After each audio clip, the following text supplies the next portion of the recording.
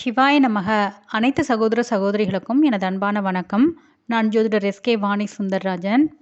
Life பார்த்திங்கன்னா நம்ம எல்லாருக்கும் எப்பயுமே ஒரே மாதிரி போகிறது கிடையாது. நம்ம ஒவ்வொரு வயசை கடக்கும் போதும் பலவிதமான மாற்றங்கள், ஏற்றத்தாழ்வுகள் அப்படிங்கிற விஷயம் இருக்கும்.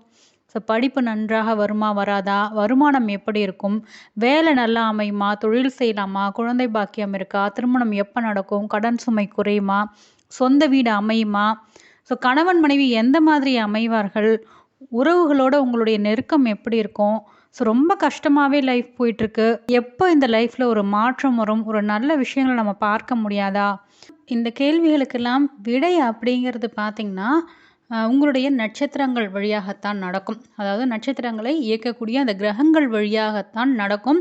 அந்த கிரகங்கள் ஏற்படுத்தக்கூடிய மாற்றம்தான். ஸோ நடக்கிற அத்தனை விஷயமே நல்லதாக இருந்தாலும் சரி, தீமை தரக்கூடிய விஷயமாக இருந்தாலும் சரி, ஸோ இந்த கிரகங்கள் ஏற்படுத்தக்கூடிய அந்த தசாபுக்தி மாற்றத்தால் தான் உங்களுக்கு அத்தனை விஷயமுமே நடக்கும். ஸோ அப்படி பார்க்கையில் எந்த வயதில் உங்களுடைய ஜாதக ரீதியாக நீங்கள் எந்த மாதிரியான பலன்களை இந்த கிரகங்கள் மூலமாக அனுபவிப்பீர்கள் அப்படிங்கிறத பார்த்துடலாம். ஸோ இது பார்த்திங்கன்னா நிறைய பேருடைய வாழ்க்கை முறையில் ஒத்துப்போகிற ஒரு விஷயமா இருக்கும். ஏன்னா நீங்கள் நிறைய ராசி பலன் அப்படின்றத பார்ப்பீங்க. கடக ராசி தான், ஆனால் எல்லாருக்கும் ஒரே மாதிரியாக நடக்காது. சரிங்களா? அப்போது ஜாதக ரீதியாகவும் இந்த பலன்கள் அப்படின்றது உங்களுக்கு ஒத்துப்போகும். ஸோ அந்த மாதிரி ஒரு கடுமையான சூழ்நிலையில் நீங்கள் இருக்கீங்கன்னா எந்த மாதிரியான ஒரு ப்ரிகாஷன்ஸ் எடுக்கலாம் அப்படின்றதையும் நம்ம பார்க்கலாம். ஸோ இந்த பதிவில் நம்ம பார்க்க போகிறது என்ன அப்படின்றத பார்த்திங்கன்னா, பூசம் நட்சத்திரத்தில் பிறந்தவர்களுக்கு 10 வருட சந்திர திசை அப்படின்றது எந்த மாதிரியான மாற்றங்களை ஏற்படுத்தும் அப்படின்றத பார்க்கலாம். இந்த சந்திரன் அப்படின்றவர் தான் உங்களுக்கு ராசிநாதனாக வரக்கூடியவர். ஏன்னா கடக ராசி தான் நீங்கள். கடக ராசிக்கு அதிபதி பார்த்திங்கன்னா சந்திரன்.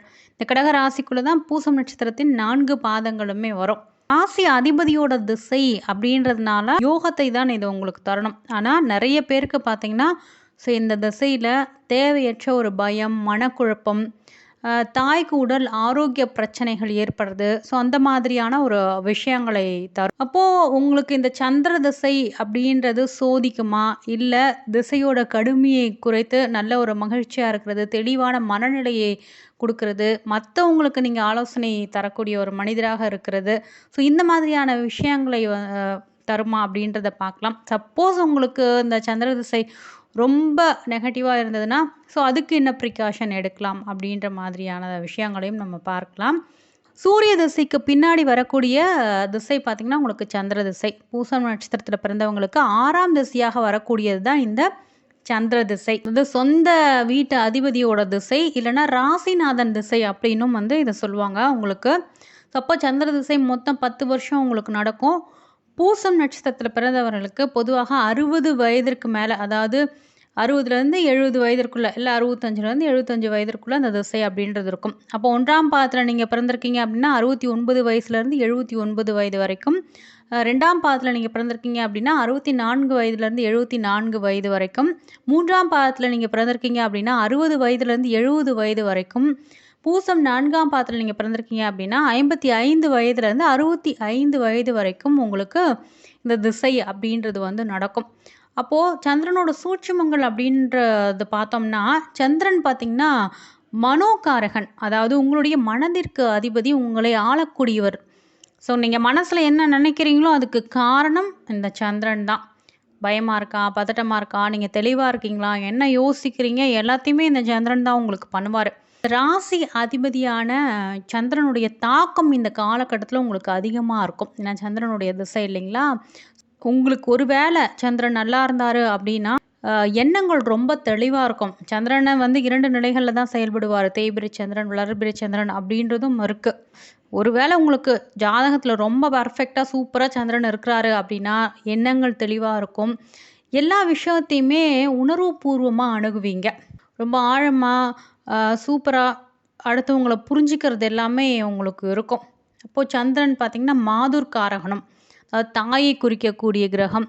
ஸோ இந்த காலகட்டம் நடக்கிறது உங்களுடைய குழந்தைங்களுக்கு நீங்கள் ஒரு தாய் மாதிரி செயல்படுவீங்க. ஸோ நல்ல விதமாக உங்களுக்கு நடைபெற்றது அப்படின்னால், ஸோ நீங்கள் ஒரு ஜென்ஸாகவே இருக்கிறீங்க அப்படின்னாலும் ஒரு தாய்கிட்ட என்ன அரவணைப்பு கிடைக்குமோ அதை உங்ககிட்ட பார்க்கலாம். ஸோ அவங்கக்கிட்ட இருக்க அன்பையும், அவங்க ஒரு தாய் தர்ற அன்பையும் அரவணைப்பையும் நீங்கள் தருவீங்க. அப்போது சந்திரனை பொறுத்தவரைக்கும் திரவ பொருட்கள் லிக்விட்ஸ், நீர், திரவ பொருட்களுக்கு அதிபதியாக வரக்கூடியவர். ஸோ இந்த திசையில் ஒரு சிலருக்கு தொழில் செஞ்சீங்க அப்படின்னா பொருட்கள் மூலமாகவும் கடல் சார்ந்த பொருட்கள் மூலமாகவும் திரவ நிலை தொழில்களில் தொடர்பு உண்டாகிறது. அதில் வந்து நல்லா சம்பாதிக்கக்கூடிய விஷயமும் இருக்கும். சிலருக்கு பார்த்திங்கன்னா இடமாற்றம் அப்படின்ற விஷயம் இருக்கும்.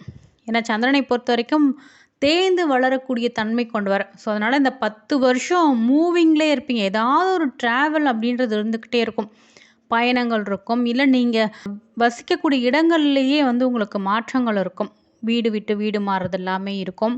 பூசத்தை பொறுத்த வரைக்கும் ஏற்கனவே ஆன்மீக நட்சத்திரம் பூசம் அப்படின்றது. சரிங்களா? உங்களுக்கு இந்த சந்திரனுடைய திசை நடக்கக்குள்ள சாதாரணமாகவே உங்களுடைய இன்ட்யூஷன் அப்படின்ற ஒரு விஷயம் செயல்படும். உங்களுக்கு ஒரு தீர்க்க தரிசனம் இருக்கும். உங்களுடைய உள்ளுணர்வு இது நல்லது நடக்க போகுதா கெட்டது நடக்க போகுதா அப்படின்ற மாதிரியான ஒரு விஷயங்களை உங்களுக்கு சொல்லிடும். ஸோ மற்றவங்களுக்கு நீங்கள் சொன்னீங்கன்னா கூட கரெக்டாக இருக்கும் இந்த காலகட்டத்தில்.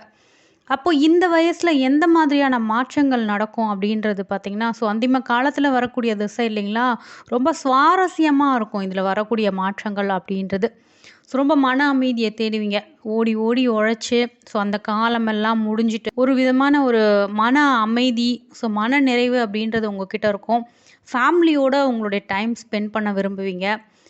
இந்த இந்த சமயத்தில் பார்த்திங்கன்னா பேர குழந்தைங்களோட அன்பை தானே எல்லாருமே எதிர்பார்ப்பாங்க. பேர குழந்தைங்களால் ரொம்ப மகிழ்ச்சி அடைகிறது. ஸோ அவங்க மூலமாக கௌரவம் கிடைக்கிறது. இவ்வளோ நாள் லைஃப்பில் நீங்கள் நிறைய விஷயங்களை பார்த்துருப்பீங்க. அதன் மூலமாக கிடைக்கக்கூடிய அந்த அனுபவ அறிவை வந்து உலகத்திற்கு சொல்லுவீங்க.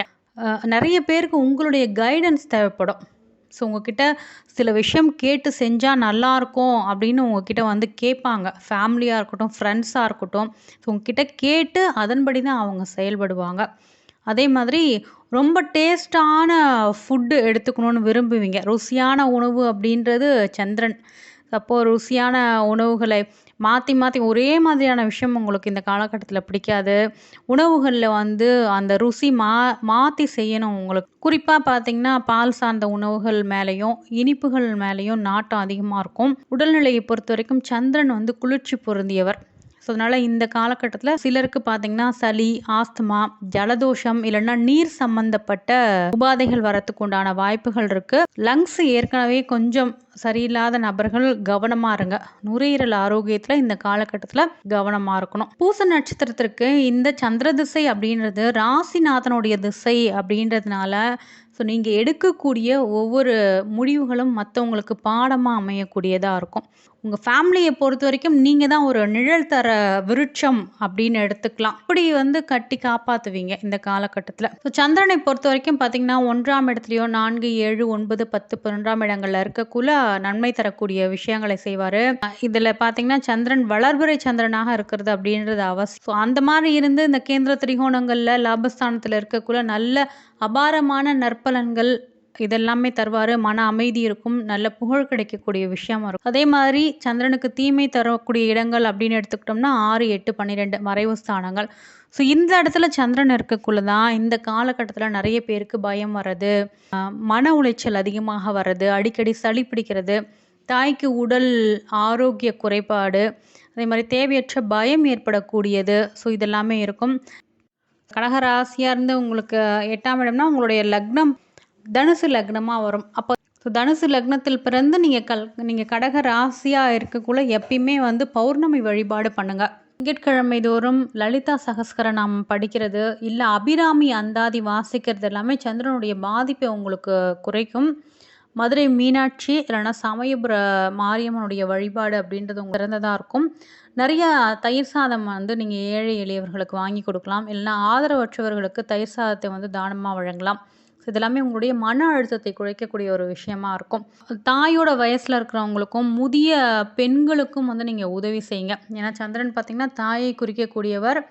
ஸோ உங்களுடைய தாயின் பாதங்களை தொட்டு வணங்குங்க.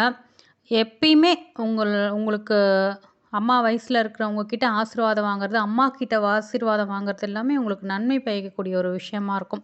சந்திரனுடைய அருள் வந்து உங்களுக்கு எப்பயுமே இருக்கும். பௌர்ணமி அன்னைக்கு பார்த்திங்கன்னா நிலா வெளிச்சத்தில் அமர்ந்து 15 நிமிஷம் நீங்கள் தியானம் பண்ணுங்கள்.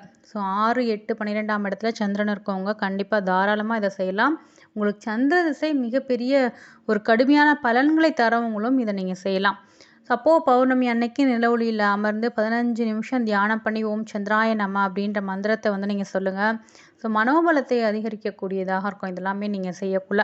அதே மாதிரி ஒருவருடைய ஜாதகத்தில் பௌர்ணமி சந்திரனாக சந்திரன் இருக்கக்குள்ள, ஸோ இல்லை பௌர்ணமி சந்திரனுக்கு பக்கத்தில் வலுவாக இருக்கக்குள்ள அந்த ஜாதகருக்கு எல்லா கஷ்டத்தையும் தாங்கக்கூடிய ஒரு மன வலிமை அப்படின்றது இருக்கும். சந்திரன் நல்லா இருக்கக்குள்ள தாயினுடைய ஆசீர்வாதம் உங்களுக்கு பரிபூர்ணமாக கிடைக்கும். ஏன்னா தாயோட ஆசீர்வாதம் உள்ளவர்களுக்கு இந்த சந்திர திசை அப்படின்றது ரொம்ப பொற்காலம் அப்படின்னே சொல்லலாம்.